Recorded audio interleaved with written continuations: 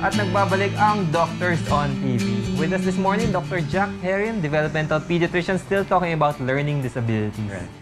Doc, ang dami natin napag-usapan this morning. No? So we talked about how kids have natural intelligence, but sometimes they can still have learning disabilities. Right. It's the process of applying yourself and learning. Yes. Siguro again, ulitin lang natin yung ano ba yung mga warning signs na talagang kailangan i-watch out ng mga magulang before they decide na, ay, kailangan ko yata dalhin sa pediatrician yung anak ko. Okay, so for the school-age children, ang babantayan nyo is really na, kamusta siya sa school? Nakukuha ba niya lahat ng, siguro the things that are being taught to him, the reading skills, even sometimes how he spells, how he talks. Maybe for younger kids, nakikita mo na yan sa the way they talk. Are they using the proper words? Do they avoid reading activities? Do they like reading activities? Do they avoid writing? Ito, madalas natin nakikita to. So it's also parang interest, kung if they are not interested in this reading and writing activities. Despite the fact na talagang tinututukan mo, tara, magbasa tayo. Ayaw talaga. Tanong ko lang din, kasi we're talking about tutukan. Sa isang bata, medyo mahirap na yan, lalo na kung working mom ka or dad. Correct. Very true. Is it possible na pwedeng dalawang anak mo ang magkaroon ng learning disability? Yes. Ang learning difficulties kasi or learning disabilities, usually you see these in families. Alright. So, hindi lang yung anak mo, pero baka ikaw mismo, nung bata ako, ganun din ako eh. Or, si tito, si tita, ganun din. So, it's really something that you have to look for. It is not something na bigla na lang sumisipot or nawawala. And kailangan talaga magtiyaga. So, pwedeng yung isang anak mo sa math, yung isang anak mo sa writing, yung isang anak mo sa comprehension. Pwedeng ganun, or pwedeng all in one to one child. Yes. Kaya talagang kailangan early Are detection. there strategies at home that you can tell our parents this early, even before seeing a pedia? What strategies can they do para mag-encourage? Strategies really for, it doesn't avoid it, but you recognize it earlier. Okay. For me, reading and writing is very universal. Kumbaga, napaka-importante po ito para sa isang lumalaking bata. So, for you to introduce it to your child, something very important. Wag mo na hintayin na, hindi pa naman tinuturo sa school, kaya wag mo na. Iaasa sa school. O kaya yung school iaasa rin sa magulang. So, mas maganda yung kahit sa gabi, tara magbasa tayo, o kukwentuhan kita. Hindi Bonding. Bonding talaga. Doon mo naman talaga makikita na, oops, mukhang hindi siya masyadong interesado o parang hirap siya magbasa kumpara sa mga kapatid. Alright. Diba? You need to invest the time. And also siguro set an example, no? Hindi yung pag-uwi mo, manood ka ng TV. Yes. Babasa, wala kang gagawin. Actually, yun talaga, modeling ng parents. Okay pala yung anak ko, hindi natutulog pag hindi nagbabasa. Ay, that's Ayun. good. Nakaterba yung books. Yung tanong ko about food naman, di ba? They're saying there's certain food na nakakatulong daw sa intellectual function ng isang tao. Will that also apply for a kid? For example, medyo mahina siya, pakainin ng mani. Sabi ni Maha, di ba? Narinig ko rin, no? Mani. Food or Sabi food nila- supplements. Oo. Pag food supplements kasi those can be very anecdotal. And you don't expect na, sige, kumain ka nga ng mani, kinabukasan, okay na. Ganun pa rin, you have to invest the time. So, maraming mani. Paghahasa pa rin. Mahirap yun. Mahirap In yun. my opinion naman din, importante lang yung mga kinakain natin, supplementation, and food mismo, whole foods, para healthy yung bata. Okay. Kasi kung hindi ka healthy, kahit anong gawin mo, mahirap ka mag-isa. That's true. Hindi yan yung magiging, talaga. I think nutrition is still a problem sa Philippines, na malnutrition sa mga bata. Hindi na nga malnutrition, improper nutrition. Improper Even nutrition. for those... But it's still mal, no? Yeah, Well, you're right. technically, yes. Form of malnutrition. Oo. We should still be telling our children to eat the proper foods, hindi puros fast food lang. Never. Diba? Maybe sometimes pwede, pero yun nga, may prescribed naman na diet talaga for healthy children. Iyon, di ba? Yan yung tanong, kahit sa mga matatanda, meron bang pagkain para ma-enhance yung talino ng isang tao? Hindi naman enhance ng talino, but put it this Di ba way. maraming mga supplements ngayon para ma-lessen yung memory gap mo or things like that? Remember, kaya nga sila supplements, which means if you eat properly, Okay. if you eat healthy, mommy, daddy, kumain ba kayo ng sarili niyong yung mga gulay? Baka yung mga mommy at daddy hindi rin kumakain. Tapos na-expect nila yung mga bata kakain ng gulay, Right. tsaka isda. So if you can expect the parents to show good example, ayun, okay. Gusto ko very maging mommy. importante. Yes. Oo. And not to feed them too much also. Kasi Yes, mas alam mo yun, endocrinologist, di ba? yung pediatric obesity, tumataas na rin yata yung mga bilang That's ng true. mga obese na bata pa lang. Kaya early on, nagkakaroon ng diabetes at other metabolic problems na rin yung mga bata. Well, part of, just to go into that really quick, kaya nga may exercise tayo, hindi yung buong hapon nasa bahay, nanonood ng TV, nagpapad. Saka Kailangan yun talagang nga, lumabas. yung possible complications yan in the future, yung pagkakaroon ng depression, the relationship between parents and Yes. children.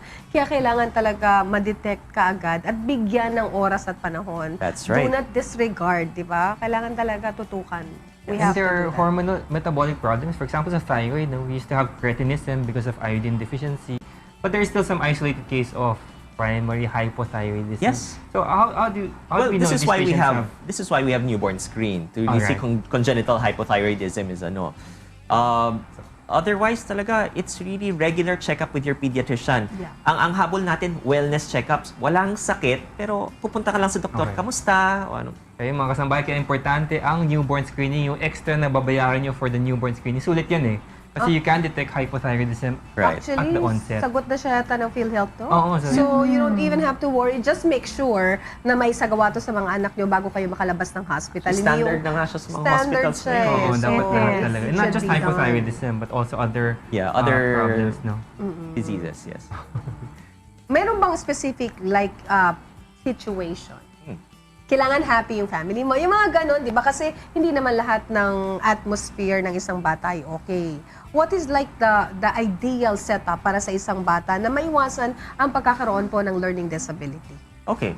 Well, yun na nga, hindi naman maiiwasan. I mean, I think if a child is predisposed to having it, nabuo siya, na ano, it's just more of having an environment wherein, yun na nga, pinag-usapan natin, the parents can be on hand to provide a good role, to be good role models. There is enough environment wherein you have access to yung books or even places where you can read. You have parents or other people who can say, uy, tara, magbasa tayo, kukwentuhan kita, o tika, sige, basahin mo yan, or stuff like that. That's just to start it out, no?